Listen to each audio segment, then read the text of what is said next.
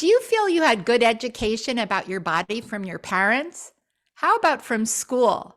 If you're shaking your head no, like 90% of the people that I meet in my doula workshops, my childbirth classes, and my advanced practitioner programs, then you want to listen today because my guest is here to help change that and help you learn how to raise kids who love their bodies. Hi, I'm Deborah Pascali Bonaro, founder and director of Orgasmic Birth and host of the Orgasmic Birth podcast. Dorian Solot is a mom, a birth doula, a sexuality educator, and the co author of a curriculum called Our Whole Lives, kindergarten through first grade, which is taught around the US to help young children learn about bodies, boundaries, and families. She has two brand new books for young children that were just published, designed to answer the kind of questions that little kids ask about their bodies. One of the books is called All About Penises, and the other is all about vulvas and vaginas. She lives with her partner and two children in upstate New York. Welcome, Dorian. I am so honored to have you here and so excited to talk with you. Thank you so much. What an honor to be here with you. Well, I always love to start, and I know you're a sexuality educator and a doula, a children's book author, but you're also a mom who chose home birth for two of your births. And I always like to start with a little overview of your births and how that might have led to where you are today. Absolutely. So I had been a sexuality educator working primarily with college students and a birth doula for many years before I had my own babies. And I only had two births, so they were both home births, 100% home births. And it became pretty clear to me after attending mostly hospital births as a doula that that wasn't what I was looking for. So that gave me that confidence boost to start out at home. I know sometimes people hear the message that you should start in the hospital and then if that goes well, you can sort of graduate to home birth. But I think that certainly doesn't need to be the only way to do it. And my experience with home birth was so wonderful. I was so pleased with the decision that I made to plan my births that way.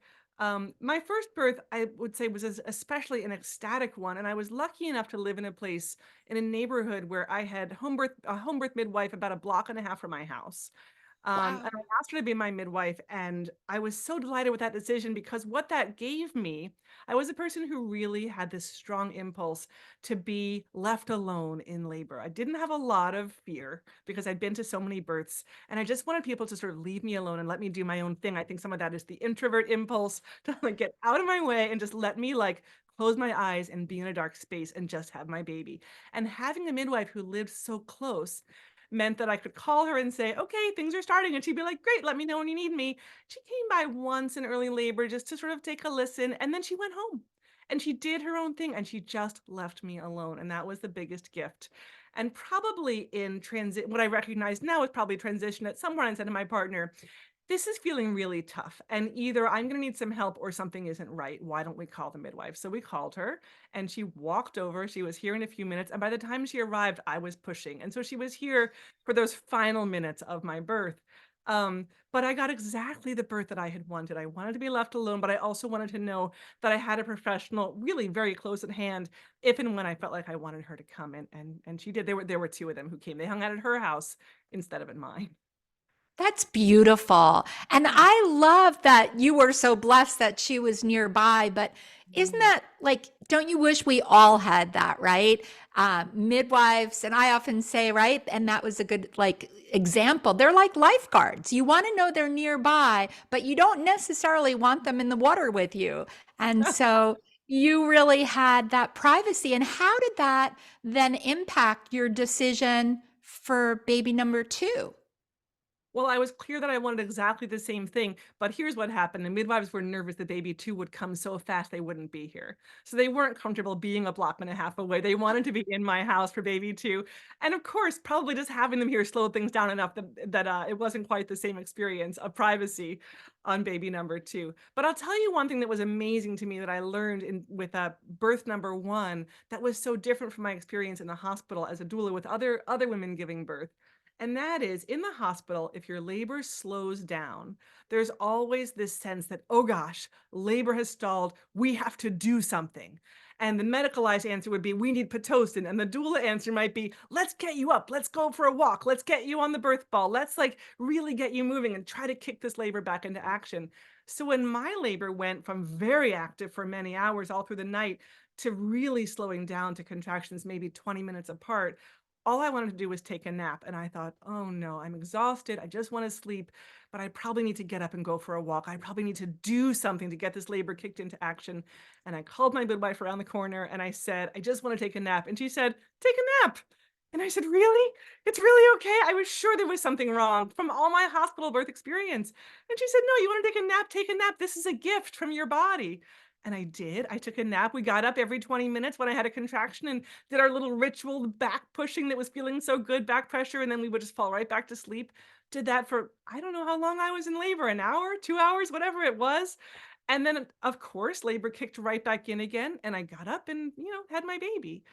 So thank you to the wisdom of midwives for just saying, it's okay. We're not on a clock. And as long as everything is looking and sounding fine, let's just trust that everything is fine. And it was.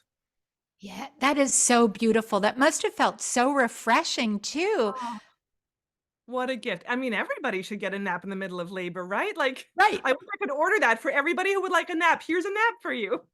And think about, like you said, in the hospital, how many people their body would allow them that, but the medical system, once you're in a hospital, is a clock that keeps pushing forward, not Yeah. allowing those breaks. So that's beautiful. And you Yeah. also said it was ecstatic. How would you describe that? How would I describe that? I think my birth was just that first birth especially, and they were both very positive births. The second one was just had its own little challenges because sometimes babies present their own challenges and make things harder on the person giving birth. Um, but I would say that experience of just feeling like I can do this all the way through from beginning to end. I have the people who are supporting me, who are respecting me, who are letting me make the sounds and move my body and just do the things that I want to do and that I need to do to birth this baby. It just felt so good and so right. And I feel so lucky to have been able to have that experience and to have that be the start of my parenting journey. Yeah. And thank you, Dorian, for sharing that. And knowing too that you were blessed to have been a doula and a sexuality educator first, so that you brought that wisdom into your births.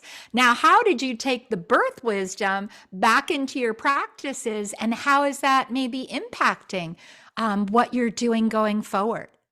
Yeah, well, it's funny. The work that I do in the field of sexuality has been I teach about lots of different topics, but the one that I've done the most work on is female sexual pleasure and female orgasm. And this is for the work I do with college students, not with parents of young children, because they're different developmentally appropriate topics. I always want to be clear. I don't usually Yes, talk about them please. together, but today we're bringing it all together, all the aspects. Um, and to me, those connections, what I learned as a doula in my doula training about the connections between um, our sexual pleasure and our physical bodies and birth and how those things are all tied together. To me, it always made so much sense. Although I think in American culture, we often think of these things as so different. We really separate what we learn about birth from what we learn about sex. And people are really scared of making those connections, but saying, the way that like nipple stimulation can feel really good sexually, it can also be really helpful having your partner or yourself touch your own nipples or suck on your nipples or whatever it is that feels nice and enjoyable to you, that those things can help you give birth also, that they can be all tied together and part of the same package, is so powerful. And one of those things that most people just never learn about. Yeah. I'm so glad that you're bringing that in, because I think for so many people, birth and sex, right, have their own taboos. And when you put them together, it's kind of a shutdown rather than a curiosity of how that can go together. And I know that as you're teaching this in university, do you have a tip of how people can help understand that in a safe way and bring those together, especially for people that are listening that are pregnant? Hmm.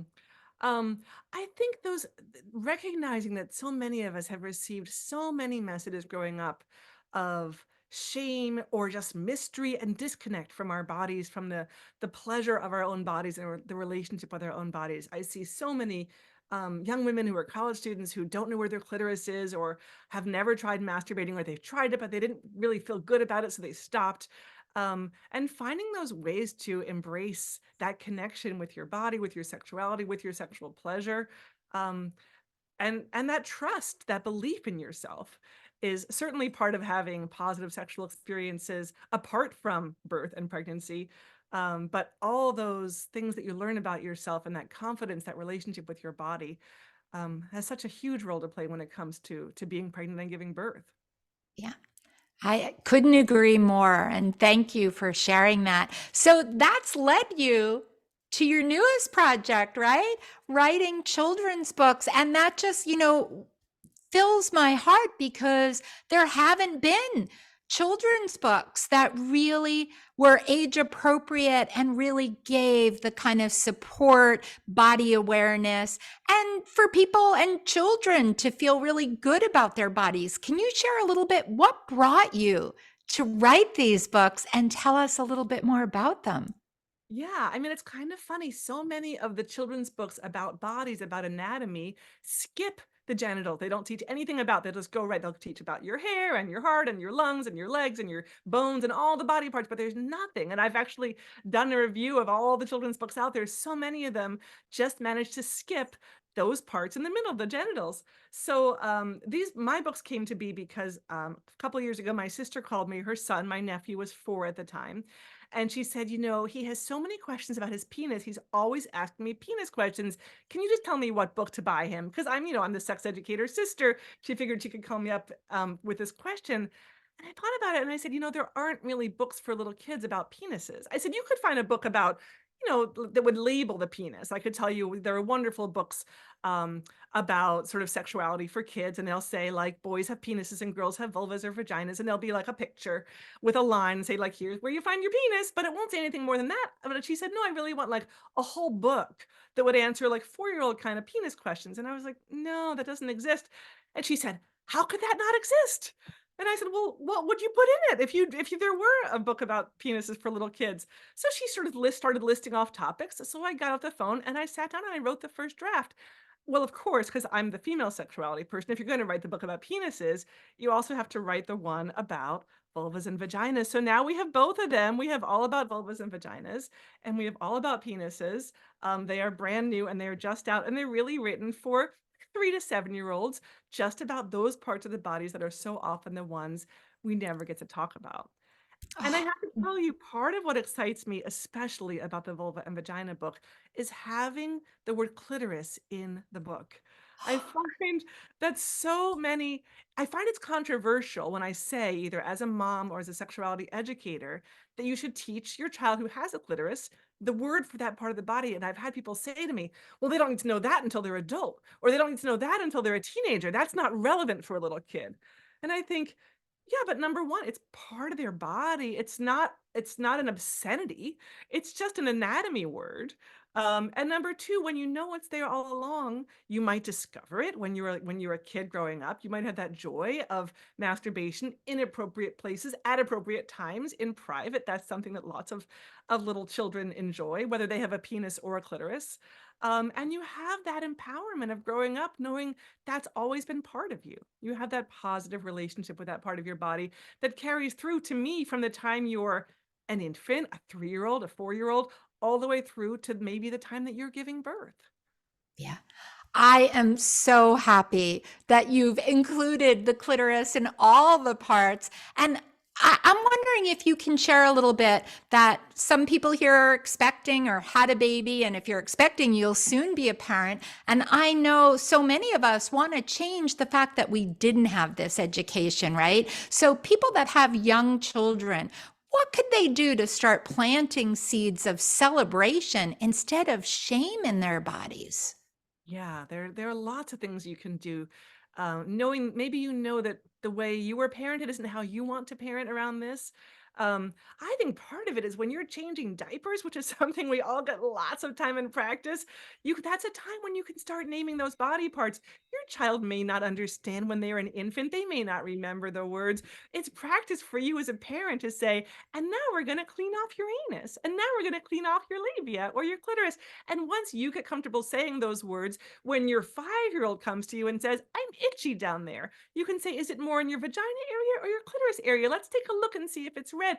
Those are conversations you have as a parent of young children, and you're already comfortable, and your child is already comfortable because you've been saying those words from the very beginning. So using those correct words and not showing shame and not making it a big deal, but just having it be normal the same way we talk about noses and elbows and knees. So I think that's one easy thing that parents can do. They find that children who know the correct words for their body parts also have lower risk for being sexually abused. So it helps keep your child safe in addition to just giving them that sense of ownership over their bodies that they'll hopefully carry their whole lives. I didn't know that. Do you know why? Why is that? That people It that know. Yeah, isn't that interesting? Yes. It seems like someone who's a potential victimizer and abuser, they're looking for vulnerability, the same way someone who's looking to steal somebody's purse is looking for the vulnerable looking person. Someone who wants to abuse a child is looking for vulnerable children. And as soon as a child says, "Why are you touching my vagina?" Like, as soon as they start using those words, that potential abuser might just say, "Oh gosh, this kid is pretty self aware. I'm going to find some other kid." So Yeah. I think it may have to do with that. And of course, the worst case scenario that none of us want to imagine, if a child ever were abused, that child who knows the names of their body parts is also much better equipped to talk about it, to tell an adult, and to have helpful information if they need to talk to someone about it. Yeah. Thank you. Yeah. So important to think of all the different ways. And I know as parents, right? If we haven't had that, and like you, I work with many people that have even body shame, about their body. So, what can they do to change as a parent their own habits and model a different relationship with our bodies? Yeah, I think one of the first steps, and maybe the hardest one, is to stop the negative body talk we do about our own bodies, to make a commitment. I'm not going to say negative things about my body in front of my child. If you have to think them in your own head, think them in your own head, but I'm not gonna stand in front of a mirror and have my child hear me say, "I'm fat, I hate my knees, I hate my thighs, I don't like the way this dress looks on me." And that's a thing especially that women do. We do this negative body talk. We do it in front of our friends. We criticize ourselves, and sometimes we joke about it. We think of it as lighthearted, but our kids are listening and they're learning, and they learn that's what I should do. I should learn how to talk negatively about my own body. So finding ways to stop the negative talk. If we can stop it in our minds, that's wonderful. But at least stop saying it out loud and find ways for our children to help them see not the positives about how they look, although telling your kids when you think they look great, I think is a wonderful thing to do, but also helping them appreciate what their bodies can do. Saying, "What strong legs you have," or "Look how your skin healed itself. You had such a big cut there, and your skin is so good at healing itself." Helping them appreciate their powers and the strengths of their body, and certainly never criticizing your child's body, helping them feel good about all the different parts of their body, the sexual parts, the genitals, as well as all the non-sexual parts of our bodies. Yeah. Such good advice. And, it's just making me think that as parents heal their own body shame and celebrate their body and help their children to do it, then we'll have a lot more people having joyful, loving, ecstatic, orgasmic births, because so much of that is about really being in your body, right? The embodiment of moving through pregnancy, birth, and postpartum. So I know for many people, this journey for themselves is challenging. Do you have any tips for people that are pregnant on things that they could be doing to get in touch and prepare for a more joyful, loving birth? Yeah, I mean, I think the things that you talk about all the time, week after week on this podcast about befriending your body, about building confidence in your body, about masturbating during pregnancy and feeling good about and touching down there and looking down there and just sort of celebrating. I think that's so huge. And then I also think about the intergenerational messages, thinking about the messages that you received maybe from your own mother or from relatives in your family about birth. I've seen friends who received such negative messages, like, in our family we always have a hard time, we always have this, we always have that, we always end up with this or that negative experience during birth, and they carry that with them and they carry that into their own birth experiences. And recognizing that you have your own body, that your body does not you don't have your mother's body. You don't have Aunt Tilda's body. You have your own body, and you have to trust in your body that your body was built to be able to give birth and to do so in an incredibly positive and possibly even pleasurable way. And then when you recognize that you've now made that shift into motherhood, into parenthood, to not transmit negativity to your own child, to do what you can to create positive messages for your children about your own birth experience and their potential birth experiences, to sort of break the chain of negativity about the stories that we tell. And that doesn't mean lying about it, but it means finding the positives and sharing the positives with our kids about what birth is and can be like for them. Yeah. Isn't that just another beautiful tip, right? In how we share our stories and especially to our children, right? Because I'm sure many people listening have had parents tell them horror stories about their birth, and that those seeds really are sometimes hard to process and overcome. So many changes that we can do as parents in the way that we birth forward our stories, our bodies, our wisdom. So, what else would you say to new parents as they're on that journey of you've given a lot of tips already, but I know there are more. What's one more thing that they could do as they're might be struggling with how to turn this corner and really lay a new path forward to be able to talk about and celebrate their child's body? Yeah.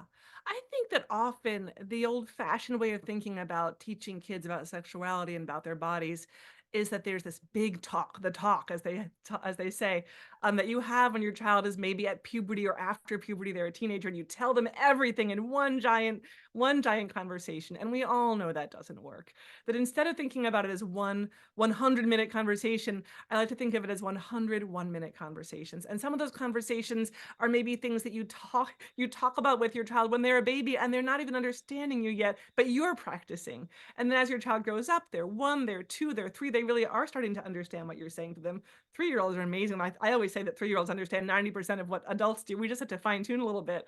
That you keep having those little conversations, seizing the moment, finding those things where you drive past a billboard, or you're reading a book to your child, or you're watching a movie or a video together, and you just make a comment or you ask a question, because some of it is information you're sharing, some of it is observations, and some of it is your values. And there are so many opportunities to talk about sexuality, to share your values, and to share information with your kids all the way through, not waiting until they're teenagers, although certainly you'll still be doing it when they're a teenager for sure, in a whole different type of conversation. But even when they're really very young, that you can be sharing your thoughts, sharing your values, teaching them information, not in big lectures, in little teeny tiny 10-second, 30-second, 1-minute conversations where you just point stuff out about the world and make it something that so that they know that you're an askable parent. These questions, these topics are absolutely welcome anytime from them to you. I feel like you're changing the world, right? Like, boy, it's making me wish that I had this kind of parenting, this kind of information growing up. And I think as you're supporting families to have the skills to do this, it's this kind of healing is going to change so much about how people feel about their bodies, their sexuality, their intimacy.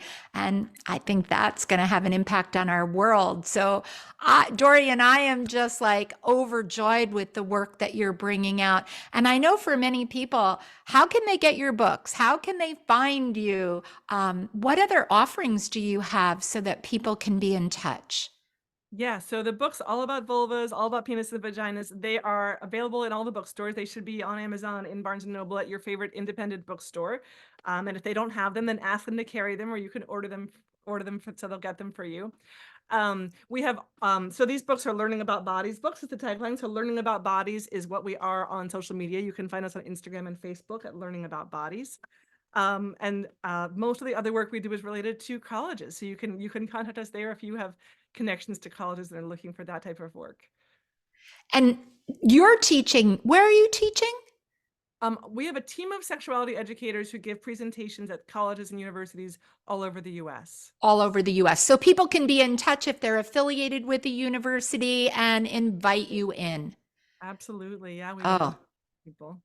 Fantastic. And for everyone listening, I hope you're as overjoyed as I am with Dorian's work and will be running out to get her books and being able to integrate that into your family and parenting, and together making huge changes in the next generation. I hope we can get rid of body shame all over the world and celebrate our bodies as some of the best preparation for a gentle, pleasurable, orgasmic birth and beyond. So thank you so much, Dorian, for being here with us today. Thank you. What a joy to get to talk with you. And thank you to all our listeners. We always love to hear from you. So please leave us comments. And if you're out and listening to this podcast, make sure you go back to the show notes. You'll see all the links so that you can purchase the books and follow Dorian and engage with her as well. So thank you again for listening to us today. And we hope you'll join us for the next episode of the Orgasmic Birth Podcast. Thank you.